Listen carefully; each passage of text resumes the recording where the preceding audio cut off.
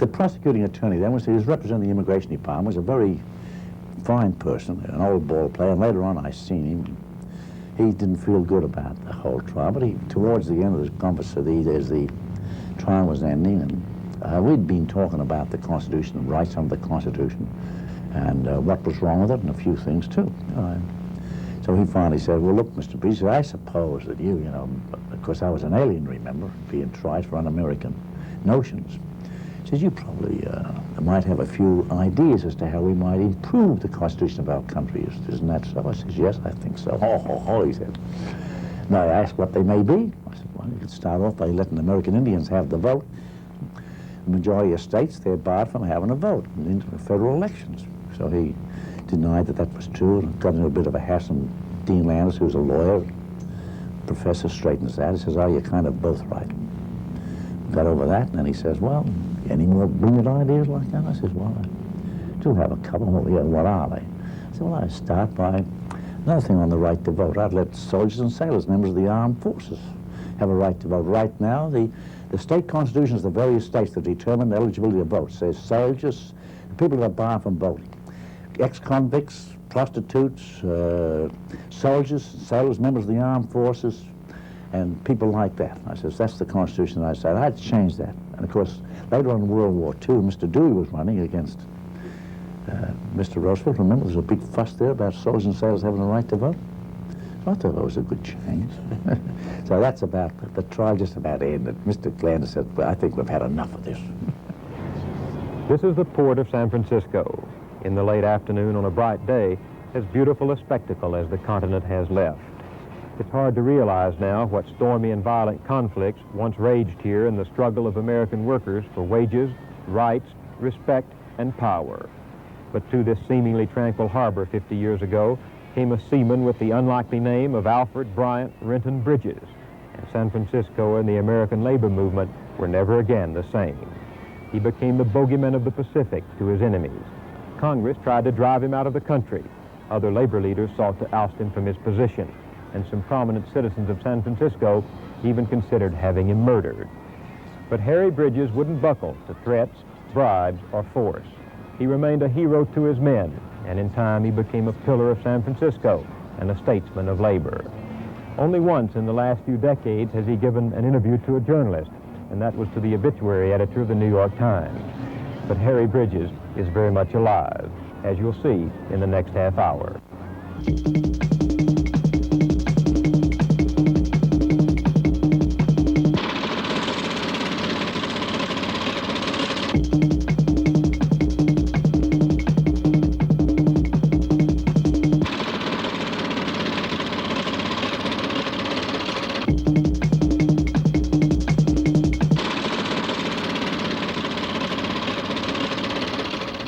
Harry Bridges was born in Australia in 1900.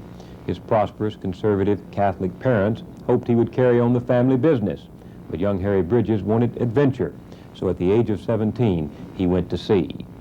The more he traveled the world's ports, the more he winced at the poverty and grueling life of common people. In 1922, he settled in San Francisco to work as a dockside steel handler for $10 or less a week. The rest is the legend of Harry Bridges. From the bloody Battle of Rincon Hill in the 1934 General Strike, to the forging of a powerful union of longshoremen on the Pacific coast. He was radical, some call him a communist, and uncompromising, but he was also an authentic voice of the rank and file, and he was incorruptible. For 20 years, the government, spurred by ship owners, reactionary politicians, and the American Legion, tried to deport him. It was one of the longest inquisitions of our history, and only the Supreme Court thwarted it. But Harry Bridges endured. His union grew. Times changed. And today he's an officer of the San Francisco Port Authority, respected by the establishment, a friend of Moyers, and it's said a symbol of how labor in general has mellowed. We talked in his office on Franklin Street. She was a South Sea Island trader. She had originally been a mission ship. There was 2 or 3 of them. I was on 2 or 3. And this one ran up from the South Sea Islands with a load of copra in what they call the hurricane, or that's the cyclone season, the summer months south of the line. These terrible summer circular storms develop, and there was no place for that thing to be cruising around down there. So we picked up a load of copra in the islands, and we came up here in the spring of 1920, and I got off and entered this country legally, luckily as it happened. Even paid my $8 head tax, and if I hadn't done it, the Uncle Sam would have got rid of me. So I came off her in 1920 as a sailor into San Francisco. Do you remember what went through your mind when you got here? I wanted to see San Francisco. I wanted to visit the United. I didn't come up here to immigrate. Hell no. I planned to go back home, but this was the famous town of San Francisco. I'd had a complete library of Jack London. I'd read all about that. Of Jack London? Oh, sure. So I just wanted to come ashore and look around, yeah. It's a long way from that schooner arriving here to becoming a member of the establishment, which some people have called you. Is it true what we read, that Harry Bridges is a statesman of labor? Oh, I'm glad you said what you read. I'll tell you, that press that you don't trust, that's what you read. Press, I don't know how to explain that. I'm here, the same as I always was. All that's happened was, and many of the things that sounded so terrible and revolutionary here in this man's town and not too many years ago, they're all commonplace now. But in those days, there were charges against me for deportation. Fighting for Social Security was outright communism in those days. I'm talking about old age pensions and unemployment insurance, things that have been going for many, many years in Australia. So in 1933, 32, I was chairman of what we call the National Rank and File Committee, AFL Rank and File Committee, for old age pensions and unemployment insurance. Pretty radical. Well, Lundy, a man named Lundin, introduced a bill Mr. Roosevelt was for it. The Communist Party was for it. The labor movement was opposed to it. That's why we called ourselves the Rank and File Committee. The Secretary of the Committee was a wonderful man, an official communist, still going strong in New York. His name was Louis Weinstock. He was the head of the New York Painters Council. Elmer Brown, the former president of the Printers Union, was another leading figure in it. So I was the chairman of this national outfit. Louis was national secretary, an official communist, and this made it a communist plot. So Roosevelt was for it, the Communist Party was for it, the labor movement was opposed, the FFL. They changed in 1935. What got you indignant, Mr. Bridges, as you were a young man traveling from port to port and looking at the working conditions in this country? Where did you get your sense of outrage? I wouldn't say it was a matter of being indignant or outraged. I was taking care of myself. To take care of myself, I had to line up with other people, and to help take care of them was one of those things. Well, you had a slogan, Workers of the World Unite. It's still a good slogan. It's an old Marxist slogan. I still use it. And that's how simple it was. Workers of the world unite. You got nothing to lose but your change. Still as good as the day it was said. We still operate by it. At least I try to. What was the old wobbly quote? Same thing. An injury to one. Injury to one's an injury to all. Well, that's still good today. That's still one of our slogans that we use. See? What is there to be radical about today? Well, that's a good question. I don't know. I really don't know. Many of the things that were, as I say, were so radical yesterday, and that's where you're supposed to get mellow and you're not this way, because they've become accepted. But what then becomes the role of a labor union in these affluent days? The role of this labor union in this country has got one good role, to make sure that everybody that wants a job has it at good wages. That's not been achieved yet. In this country, as rich as we are, we're the richest country in the world. See? People are going through school and college and they want to go to work. There's no work for them. And something must be done. What about all those Americans who are outside the trade union movement, the poor in the cities, the folks down on the farms of the South where I come from? So what about them? We're about our third generation of people on welfare. Some of the places like the Appalachians and around here, there's people now going through their entire life without going to work. Now, you don't go along with these ideas that these welfare people, they're on there deliberately, they want to get by and they have more kids and all, especially the non-white people. That's a lot of baloney. We know better than that. But the fact of the matter is, we've already tried to accept that a figure of, say, 5% of the nation being unemployed, that's not too bad. That's not the case. We know there'll be some unemployed. But just take one simple thing, and that's got to be cured, and that's radical enough. Can we guarantee in this country that everybody that wants to work, there's a job for them?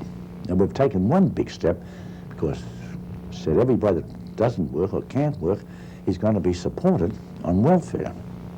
Can you imagine what this country was like when there was no welfare?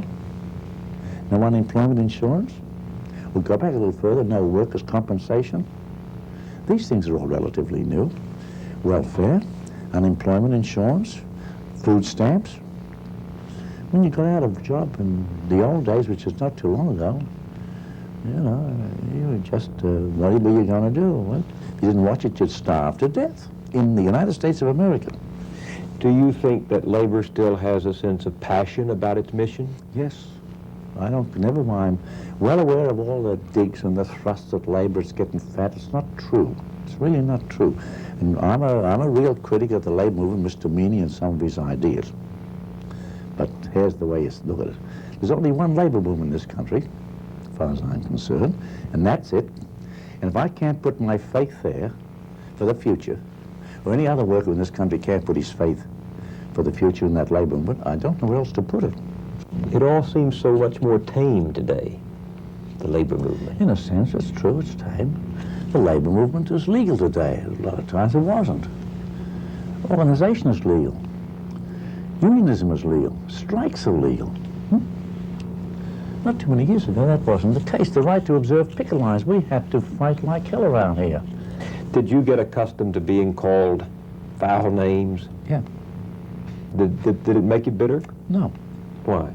Waste of time. Makes you old. In addition to being a dirty old man, then you become a mean, bitter, dirty old man. It's a waste of time. I'm not going to waste time that way. And I noticed just recently that Secretary of Agriculture Earl Butz had called you a selfish, arrogant, public be damned labor leader. I didn't know that. That's one I missed. Well, to hell with Butz. So that's his opinion. He's entitled. He's full of prunes, I'd say. How can a man who wears a suit, sits behind a big desk, makes speeches to large dinners, moves in the right circles, how can that man speak for the rank and file today? Because he said, well, I'll speak for them as long as they elect me. So I have to run. I do in a few minutes, as long as they want to keep on re-electing me. And I'm pretty old now. I want to get out. I'm over 72. That's my job, and that's what I'm elected for, and that's what they pay me for, to speak for the rank and file, not only of this union, but I'm entitled to speak for the rank and file of all other unions, see? If they don't like it, they'll send me a wire and say, hey, you're off the beat, which they do. So because I'm a worker, I'm a part of the working class, because our union doesn't happen to be affiliated with the FL-CIO, that's still a part of the working class of this country, and that's the way we look at it. And a battle of any union, the rank and file of any union, the FL, affiliated or otherwise, is our fight, and we join in. And all other unions do the same thing. You once talked about a socialist America. How do you feel about that term now? Oh, it's a way overdue, but we're getting to it bit by bit.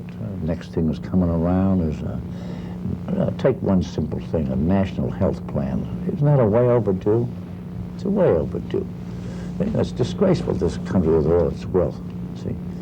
But that's where they say the old people are moving along. At least the old people have Medicare. Now, it's just around the corner for my money, and that's the #1 job of the labor movement. Of course, they recognize that job. The National Health Plan, if I had my way, I'd just organize a few days holiday where nobody would work until we had a National Health Plan. That's the one thing that works, and that's understood. Just down tools and get going. What's your opinion toward the young radicals today who've been pressing the establishment for change? Well, they're right. Now, some of the ways they do it and some of the changes they want, I'm not so interested to where the pot is legalized or a few things like that. But they're young radicals. You can't change young radicals. They mean well, and they'll learn over the long pull. That goes for my own kids, see? Now, they're not going to listen to me and say, hey, I say, oh, don't give me that baloney, Dad. That was 30, 40 years ago. It's a different world these days. And they're right. It's a different world. And in due time, they'll be a part of the fight. They'll make their mistakes and learn the hard way, so they don't bother me. And what I think of them, they're pressing for change. They've made a lot of changes. But I just noticed the other day, Jerry Rubin's been attacked, or same thing, same criticism of Jerry Rubin. Hey, how do you feel? You used to be a great flaming radical. Now you're old and mellow. Same thing. A few years ago, being against the war was a pretty radical idea. A legalized pot, pretty radical. Abortion laws, They were all considered pretty radical in Jerry Rumor's crisis. Now they're nothing. See? Must have peace and eliminate the draft. The draft is gone. Who are labor's adversaries today? As you look around, you see a lot of collusion and collaboration between labor leaders and the establishment. There is a certain amount of that, and it's wrong. And even though in many cases the people think they're doing a job that's good for the rank and file, in many cases the rank and file worker supports, and he thinks the same thing too. That's a good way, that maybe strikes are outlawed. Let's do a nice respectable job and get in there with economists and lawyers and have a nice set of negotiations. That's a lot of baloney. Because you've got to be, and that's the big fuss about strikes. The workers and the organized workers, the unified workers, you know, they have one weapon that they only possess and nobody else does. That's the strike weapon. That has to be there at all times to be used. And all these attempts to outlaw it or to modify it and this, that, and the other, including these respectable meetings on top of negotiations, they don't produce as much for the workers, even though they produce a lot. As in my opinion, the use or the threat of the use of the strike weapon, it's a terrible thing. It's only to be used as a last resort. It's very dangerous. And when you start to use it, you better know what you're doing. But I still belong to the school where you say to an employer, look, you're a nice guy, but here's the price. If you don't pay, you're going to get shut down. Because I've never met an employer yet, in all my experience. You go in there, and an extra penny of wages is 1 penny less of profits. So we have to get around that first. I remember when the employers used to sit down and argue with me, these ship owners around about it. It took us years to straighten them out. That they was really in business to give us jobs. They gave me that kind of a line. So look, get on your own side of the cockeyed table. I represent the workers. You're in business to make money. And when we agree on that, then we'll take it from there. After many, many years, they finally got around to that. It was called the New Look here. Mm-hmm. And a great man was heading the employers at that time, J. Paul St. Shaw. He's dead now, but he was a great man on the other side of the fence. That was the New Look when they agreed with us that their number one job was making money. After many, many years of trying to kid me that their number one job is to try to take care of me. You once talked about the possibility of one big union of dock workers, truckers, railroad workers, airline workers, with the muscle to bring the whole economy to a stop, like the coal miners in I'm still England. for that. It's a way overdue, but of course that's looked upon as pretty radical too, but that is what's badly needed today. Is it realistic? But before you, sure it's realistic, but before we get around, what's overdue now in the country talking about that? Way overdue. We should have one labor movement. Now, I'm well aware of all the feelings towards Mr. Me and the AFL-CIO.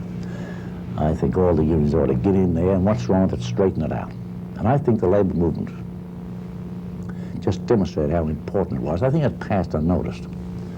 But there was just that convention down there where the senator from Hawaii spoke, down in your way, you see. Mm-hmm. But the resolution on resign, Mr. President, if not, we ought to take steps to impeach you. The importance of that was not the political aspect, but that served notice on Mr. President and anybody else that had any notions that there would be no time. Remember, there was a discussion in the press here about the possibility of the President as Commander-in-Chief giving orders to the Pentagon, come over and surround the Congress. Remember, there was speculation in the press. You don't believe that, though, do you? Of course I don't. But I felt better when I saw the labor movement take that position. Because if I'm going to follow the history, and I was around and went through it of other countries, the so-called fascism or military dictatorship, whatever you want to call those things, only works successfully when a large section of the workers in a country are convinced or sold on the idea it's for their best, it's for their own good. Happened in Germany, happened in Italy. What was the importance of that statement? I thought the importance of it was leaving aside the politics and without me withdrawing any of the criticisms or opinions I have about a lot of things that the AFL-CIO does and Mr. Meany, but I thought the importance of that unanimous action under the circumstances of demanding that the President of the United States resign and calling for impeachment served notice to any elements in this country that had any notions this was the time for a move to take over and dumped the Constitution and a few other things, which has happened in other countries. That served notice on them. Count us out. Or count us as your enemies if you try anything like that. That was the big thing, I thought. Some people have said that Mr. Meany and the AFL-CIO officials were actually playing too much footsie with the Nixon administration. In some respects, that's true. I certainly think so. I think it's wrong for in view of what they said, it doesn't go along with Mr. Meany and even Woodcock and Fitzsimmons sitting on that advisory committee for that COLC. What's that? You've got advisors. They used to be represented on the Cost of Living Council. See? Now you've got a Cost of Living Council, and they're there in Mr. Meany and others, they're there in an advisory capacity. You think that's too much collusion? They ought to get the hell off the dare. They can't be sitting there and pointing to the president and say, get out, quit your job, and then sitting on that advisory committee to put over one of the worst parts of his program, naming that what's wrong with this country is that the workers are too well off. That's baloney. The workers of this country are making too much money. That's news to me. I know it's not so. How do you explain the fact, Mr. Bridges, that in the last few years, many workers have become quite conservative, particularly on social issues? They supported Mr. Nixon in 1972. That's true, they did. How do you explain that? Well, the workers, they feel that they've got a right to vote as they see it, and it is true in that sense. You're saying politically conservative. Now, some of those workers you think, and they are politically conservative, they'll make your hair stand on them to hear them talk about certain other things about their rights to a job and the rights of how much money they should be making, how much pensions they should be making, and things. The way they talk to me in the union, gee whiz, it sounds like I'm selling them out every day. Now, they were the same kind of workers that politically might have these conservative notions. They're going to exercise their own darn right to make up their own minds politically. We try to advise them. But I'm not kidding myself that a big section of the rank and file I represent did not vote for Mr. Nixon. I know they did. Why do you think they did? That's a long way from what you were in the early 1930s. Well, there's reasons. There was a lot of... I read somewhere recently in some of these investigations that Mr. Nixon and his campaign people had a lot of money to spend. They didn't quite worry where they got it from. See? And of course, you must say they did have the media someone in their corner. See? And there's no doubt about it, with all due respect to Mr. McGovern, he made a few serious fumbles. When I sat and listened to him in the debate and the contest between him and Mr. Humphrey in this state, I heard him and I thought, that's a lot of whack. He started off, in a way, I kind of liked the principle. He was going to guarantee everybody, every member of a family, $1,000 a year for life. Eh? And without figuring out what that bill come to, well, I didn't quite mind that. But I don't think it's as progressive a program as guaranteeing jobs. See, everybody's got to go to work and go to work, and then they've got to. And this is the program. We have to put people to work. I guess what I'm getting at is, once the worker gets a good hold on a good life, does he become selfish about holding on to it and keeping it, and does he feel other people are a threat to him? No, not in my experience. No. We go to workers every day and say, put your job on the line to help Joe Blow over there. Our workers have never failed. They've always done it. And you put it to a vote. I'll give you a good example now. Not even in this country. That little thing in Chile. There's 4 Chilean dock worker leaders down there, union leaders, in jail. I plan to go to the rank and file I represent and say, tell that Chilean government, lay off those people. Otherwise, we'll take action up here. And that action can have a serious effect on their jobs. I have no doubt the decision of those workers in the United States, this is, will be that they recognize their responsibility to those dock worker leaders, the union leaders in Chile. What would be their reaction if you asked them to open up their membership to more blacks here at home? Well, we're one of my own local union down here, they're 70% black. We've been doing that for years. They're all for that. I know that the ILWU has been a leader in civil rights. Many unions are sticky. Many unions are backward and sticky on that question. Prejudice is the word, yes. They've got to learn. You have to keep on plugging along. They've got to learn. Okay? There's no doubt about it. I'm not kidding myself that many of the unions are prejudiced because of color, race, religion, a lot of things. We still have to plug along. After all, so was the country when it was first born. Things develop. You have to keep on working. One of the new phenomenons of our time which didn't exist when you first were active in the labor movement in this country, is the multinational corporation, the huge conglomerate that goes beyond national boundaries. How are the unions going to deal with that? I don't, as well as when I say we, but as one union, our union, we're trying to figure that out. I don't quite know. I don't quite know. It's easy to say, well, let's have and if something might come out of it, we could put together, say, a conference of all the trade unions of all the countries. If you don't start there, if you try to think of something else, I can't think. That's a tough enough job to try to get a international conference of all the trade unions of all those lands, you see. So then let's put our head together and ask ourselves the question you just asked me now. What are we going to do about these multinational corporations? Because they go away from here in the United States, they go down Latin America, elsewhere, and they're certainly going there because labor is cheap and they exploit the labor. If they can use the government to put a stop for unions organizing or striking, they do that too. I don't know what the answer is at the moment, but there's one thing I do know. See? Only the workers in the world, organized or otherwise, are going to find that answer somewhere along the line. But if an American company goes to a place like the Philippines, doesn't it help raise the standard of living for the workers there? Yes, that's true to some extent, yes. Well, if there's solidarity of the workers, then can you complain too much about multinational corporations going to other countries? No, I think you have to. I'm not going to give them credit for that because I know darn well they're going over there for profits, you see. But that's a side effect, you might say, that to that small group of workers do get a better standard of living. I can't deny that, see? And, but still, it's at our expense. Going over there, they're going to go over there and leave workers, and we don't watch it, the trade unions. If the trade unions don't guard against that, workers being left unemployed here when a factory moves out or an industry moves out and goes somewhere else. It's our job to find out what's going to happen to those workers. So although it does help the workers there, and that's fine, see, it does raise their standard of living. Not only the workers directly involved, but other workers around there. It's still at the expense of workers here in this country. That's a fact. It's an economic, simple political fact. What to do about it this stage of the game, I don't really know. I remember seeing a picture of you and Teddy Gleason at your 1971 convention when you introduced Mr. Gleason to your workers. That's right. Mr. Gleason used to be as far right as you were to the left. Did this represent some change on the attitudes of both? Did you say used to be? I got a hunch Teddy's over there still. Some of the things that's going on, but of course, look, Teddy's still a member of the trade union movement, see.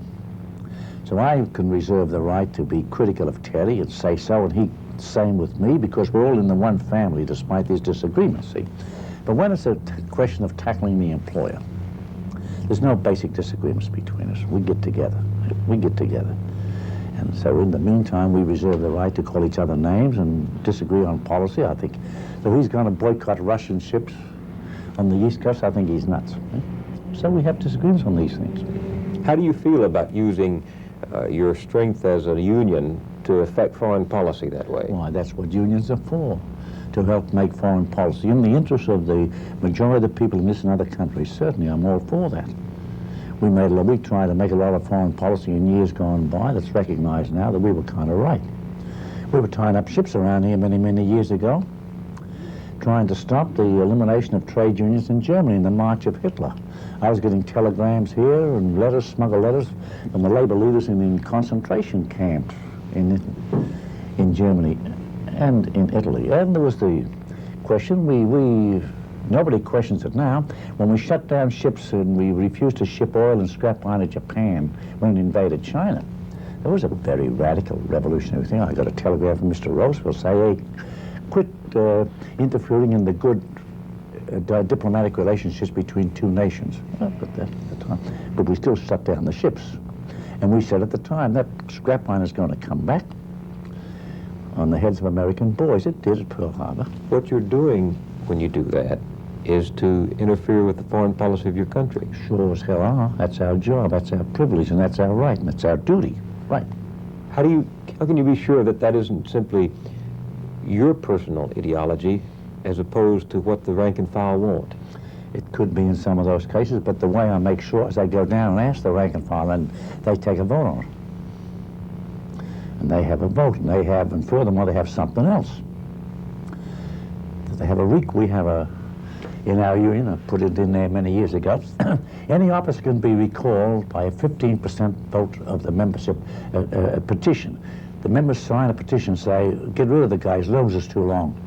That gets rid of me. 15%, even though I have to be elected by a majority secret ballot. That's the 15% recall.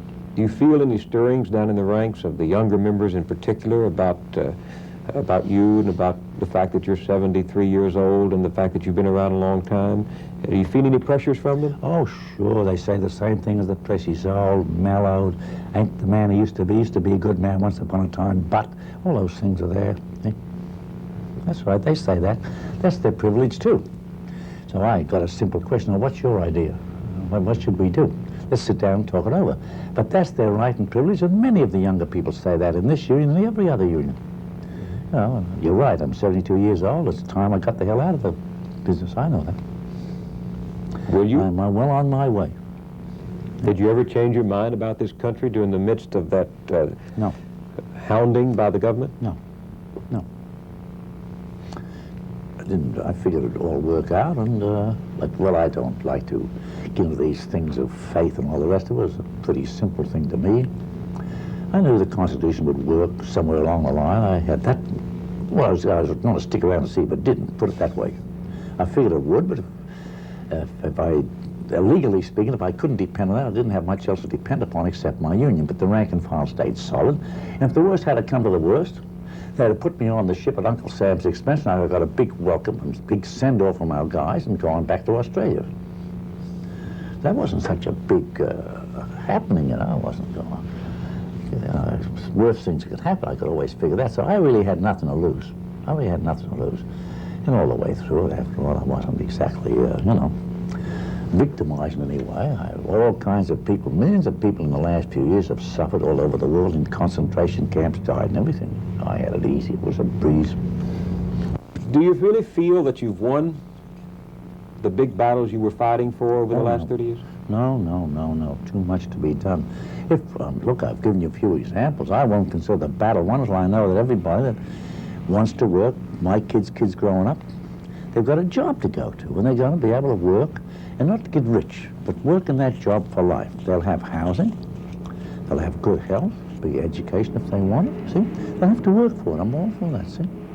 So we've got a long way to go, and that's just in this country. Then there's the question of eliminating a few other things. There's been a lot of tremendous progress, see, but we still have a lot of racial discrimination in this town as well as a lot of other places, other forms of discrimination. Then we do have the responsibility. One of the great things that made the United States, no, I don't want to be, you know, start waving any flag. One of the great things that did make the United States great and got its reputation, that it was supposed to give a helping hand to other countries, whether you call it foreign aid or the Marshall Plan, and in many ways it did, see? Well, there's still a lot of unfinished business that we should address ourselves to instead of getting mixed up in lousy wars like Vietnam and a few other places and trying to dump the government in Chile. That's a disgrace, I think. There's plenty of unfinished business. How do you feel now about those tumultuous events of the 30s here in San Francisco, of which you were such an integral part? How do you look back on them now? They were wonderful. They were stirring historical days. And time and money and effort well spent, I think. And so we moved ahead, and all our people will agree on that. So they moved ahead, and things were better for them. They made a better town. Everybody will agree now that they made a better city of this, despite the outcry at the time. And what they did benefited themselves as well as a lot of other people. I think very, very few people will deny that now. Well, what looks I'm suffering for? Because some of these things that come to pass now, old and you know, down the drain, as it were. See, well, what's the term, mellow, or whatever you want to call it? You keep coming back to that. I think you're sensitive about being called mellow. I'm a little sensitive about it. But can't help it. One of the contradictions that bedevil me is that here's a man who is one of America's best-known radicals, called a communist in his early days. The government tried to hound you out of the country, who's a registered Republican. That's true. I registered a Republican many years ago as a protest, a form of protest. One, against Truman and his cockeyed policies of conquering the world by force of arms, him and Churchill. And second, that I wanted to demonstrate that labels are meaningless, and I still think that way, that the Democratic label, the Republican label are meaningless. But now I think it's time for a change. If I'm a champion of the mayor of San Francisco. He's going to be, I hope, the new governor of California. And at least I can't say vote for him in the primary, and I can't vote for him myself because I'm a Republican. So one thing I've got to do is to change my registration now. So I changed years ago. I couldn't register communist. There was no Communist Party. They put that out of business temporarily. I didn't want to say decline to state. And at least at that time, the Republicans did have the name of, you know, a bit of a reputation of being a peace party. If the old labels no longer apply, what is meaningful? How do you describe yourself? I'm a trade unionist. I'm a worker. I'm a trade unionist, and that's my job, my number one job. And if I do that job well, the good effects will slop over and elsewhere, in my opinion. I might be wrong, but this is my faith that what's good for the workers, I think, will have its beneficial effect on all other people in the country. I think. Any regrets about this life? Not at all, no. No. Just that maybe I didn't do enough. See? Well, I don't want to imply that I think this is the end, but are you going to write your memoirs? No plans yet, but now I'm up against the last convention of my union early this year. By unanimous vote, ordered me to write a book. I don't like writing books, and that's one of the reasons is I used to spend a lot of time with John Lewis, especially towards the end. John L. Lewis? John L. Lewis, yeah. One of the last conversations, I'd go to Washington, and John used to sit there towards the end. He'd love to talk, especially about old times, and I went there once. I said, hey, John, I heard you're going to write a book, huh? He said, nah, more gossip. Why? He said, well, we used to talk, roll out the s'mores. He said, well, you know, these publishers come around and others come around, they'll give me writers and they'll give me royalties, write a book. Can't do it. I asked him why. Just can't tell the truth. Then he went on to say, you know, and of course he'd love to think about in the old days, in those dark, turbulent 30s, he says, and, you know, we had a lot of work to do. Me, you. When John Lewis appointed me in the early days of the CIO as the CIO director for the 11 western states, see, that's what he was referring to. So, you know, we had to sit down and we had to work out a lot of things with all kinds of people, many of them the accepted enemies of the workers and others.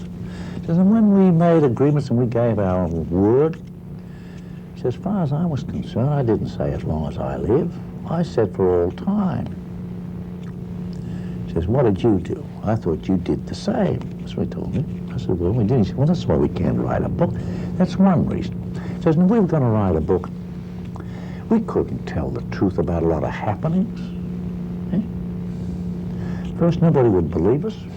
We'd be breaking our word. So he said, there's not going to be any books, and there never was. See? He says, and I can't write a book because I can't tell the truth. He says, and neither can you.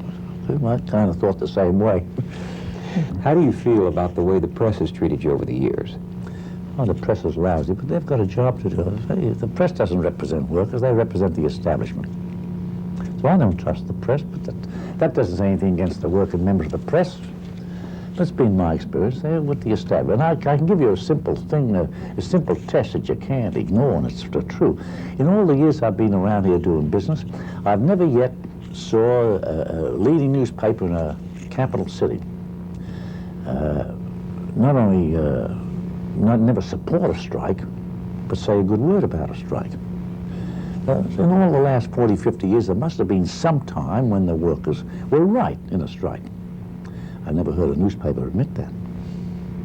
So I think they're kind of prejudiced when it comes down to unions and worker struggles. So that's why I think. When you were being represented as a communist, a scoundrel, a bogeyman, the scourge of the port, that didn't bother you?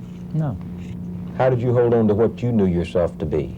I had a bunch of guys down below that I represented, and if I made a mistake, and I made plenty and led with my chin, they'd throw me back into the ring, and I said, get it back in there, you stupid fool, and duck next time. So I had something going for me that way. A lot of other people didn't. I always had a rank and file down below. I knew I could always fall back into their arms. I made a mistake and explained it that way. They understood. So that's where I was better off than other people. Look, there's different kinds of hatred. I'd say in the labor struggles or political struggles, left-wing radicals. After all, with all the cases the government had against me, all the evidence they introduced was 95% true. It's always what they said was true. I was guilty as all hell. It was the 5%, that little 5%, that they got hung up on. And that is, was I ever a member of the Communist Party? When that got dumped by the High Court, then they changed the law, passed a special law, and changed the meaning of the law to affiliated with, see? So when a membership went down the drain, then I had to come along with this business of affiliation. But the truth of the matter is that all the evidence introduced against me in those trials by the government was 95% true. The technical point of being a member wasn't there. So this is where a lot of this stuff comes from. What do you mean it was true? Were you sympathetic to communist causes? Certainly, still am. Were you a member? No, that's the point. That's the technical point. What do you mean you still are sympathetic? Well, give me what's the communist cause? What about the Soviet Union? I'm a champion of the Soviet Union, always have been. That revolution occurred the year I went to work. So two big things happened in 17. I went to work, and we had the Russian Revolution. How can a man who has fought as hard as you have and as effectively as you have for the rights of the common man say, I'm for the government or the nation that was known for its brutality and its tyranny? Where? Over in the Soviet Union? Yes. I went over there to find that out. I found out to the contrary. Came back, made my report at the Commonwealth Club in San Francisco, got subpoenaed before the Un-American Committee, spent 4 hours before the Un-American Committee. Mr. Waller was in command then, told my story, the way I saw it. When I come back, I checked it out daily with the United States Embassy in Moscow. They didn't contradict me. But if you went today, you wouldn't be able to see Solzhenitsyn? Why should I waste my time on people like that? I agree with the people having the right to dissent, so forth. Why is everybody here? Why are they suddenly interested in a couple of people over there like that? They just want, those people know what they're doing. They just want to take the skills and the training of those people and their ability and use them against the welfare of that country. I'm not being fooled by that kind of junk. Which is the better system in your judgment? Well, both systems have, I say, their good parts and bad parts, see? But there's a few little things that come through to me that I've just told you.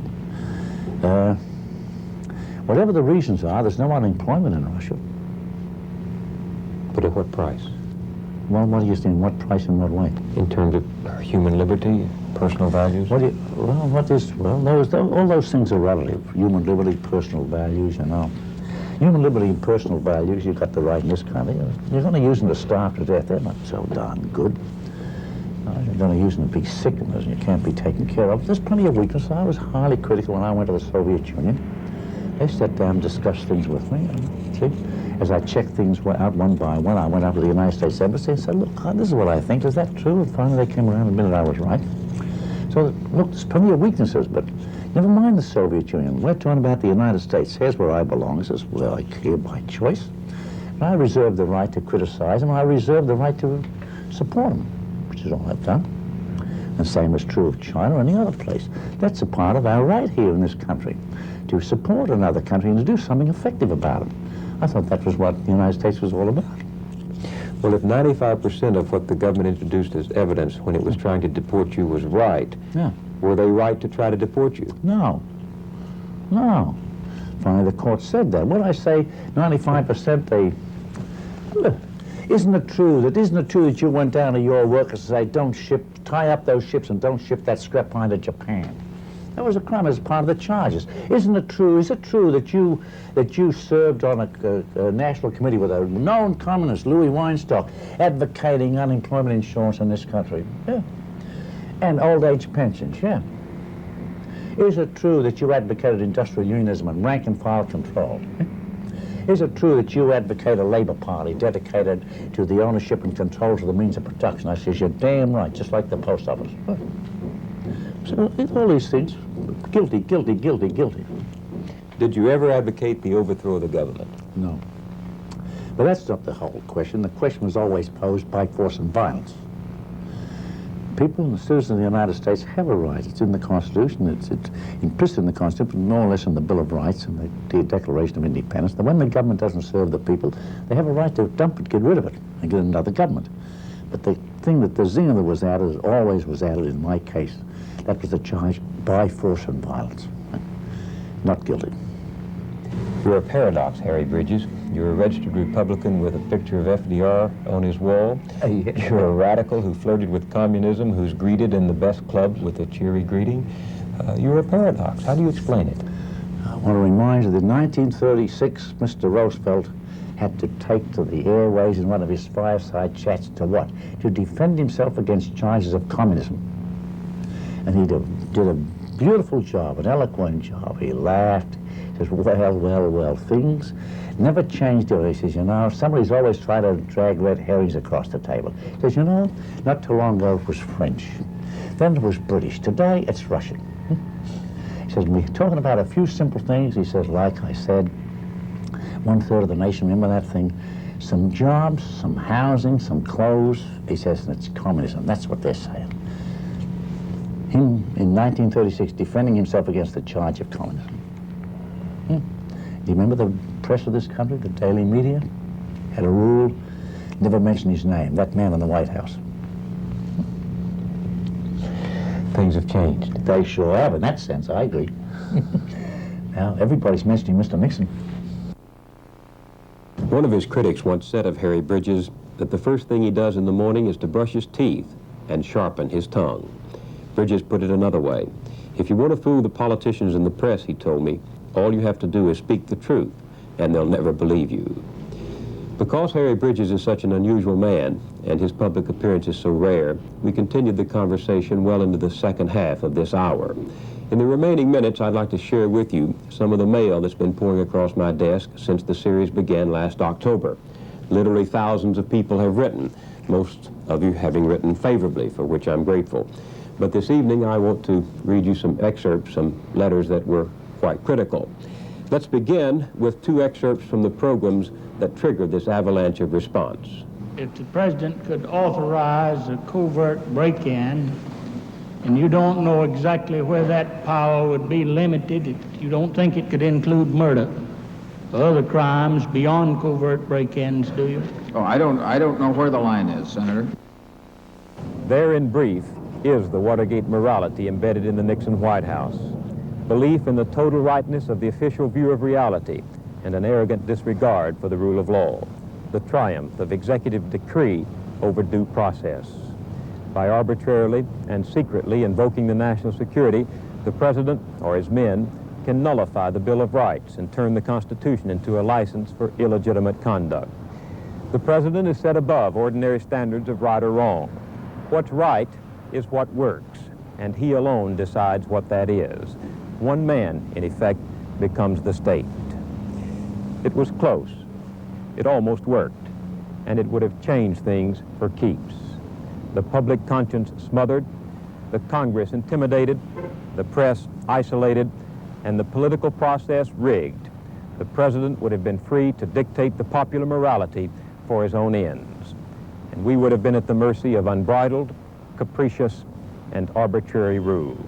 Theodore Roosevelt called the presidency a bully pulpit. Franklin Roosevelt called it preeminently a place of moral leadership. And surely one of a president's greatest resources is the moral authority of his office. It's time we restored that authority. It's time we used it once again to its fullest potential, to rally the people, to define those moral imperatives which are the cement of a civilized society.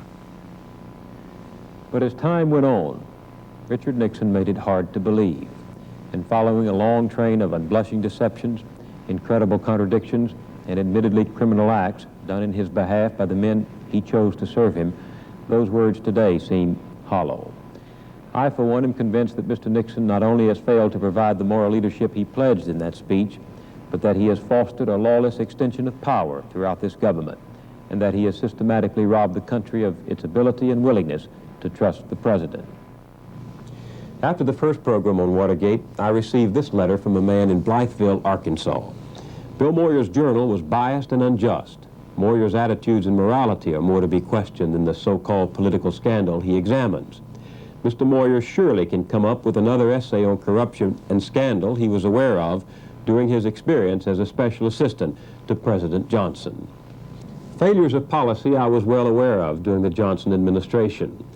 Vietnam, for one, and our extravagant ambitions for the war on poverty. But corruption, I never saw any. We did have our problems with credibility. When I said good morning at my daily press briefings, Dan Rather would call the Weather Bureau just to make sure. But perjury, breaking and entering, using tax audits to harass individual citizens, running a secret police from the basement of the White House, secretly taping all the president's conversations, no, I never was aware of these things. The Nixon people have run the government the last 5 years with the full powers of the Justice Department and the FBI available to them. If there were any skullduggery they could have exposed in the administrations that preceded them, I think men like Charles Colson and his colleagues would have had a field day. Instead, they keep saying, everybody's done it. We've only been following precedent. That brings to mind a letter or speech that Abraham Lincoln made once in response to the repeated charges that the Republican Party was behind John Brown's raid on Harper's Ferry. Lincoln said this, "If any member of our party is guilty in that matter, you know it or you do not know it. If you do know it, you are inexcusable for not designating the man and proving the fact. If you do not know it, you are inexcusable for asserting it, and especially for persisting in the assertion after you have tried and failed to make the proof."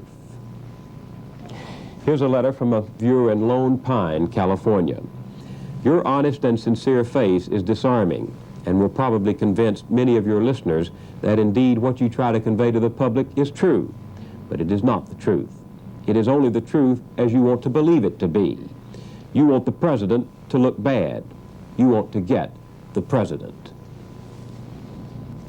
Mr. Nixon and his friends almost succeeded in making the American people believe that the press was out to get him, that somehow the press had some independent, self-serving reason to malign the president. Fortunately, they failed. No one I know in the press is out to get Mr. Nixon. Reporters I know consider themselves your surrogate. They're not trying to get the president, they're trying to get the truth about Watergate. Here's a letter that makes much the same argument. Why this talk of whether or not the president should be impeached? He is impeached every day by reporters who think their press cards give them the right to pass judgment on everything that happens. They do not, of course. The cards give only the right to record the news. Well, it isn't a press card that gives reporters the right to try to find out what's going on. It's the First Amendment. A lady writes from Willow Springs, Illinois.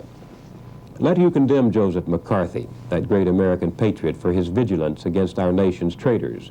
Says Eddie Rickenbacker, someday when the American people wake up, they will erect a great statue to Joseph McCarthy. Perhaps. But in the meantime, Senator McCarthy left his own monument. Broken reputations, ruined careers, unfounded charges, and the poisoned wells of politics. Another on the press from Washington, D.C. We're now in the embrace of the news media's capricious, immoral, untruthful force in reporting. You failed in not mentioning the destruction of the votes in Cook County, Illinois, and Texas, which made Jack Kennedy president of the United States. And here's a letter that didn't have a return address.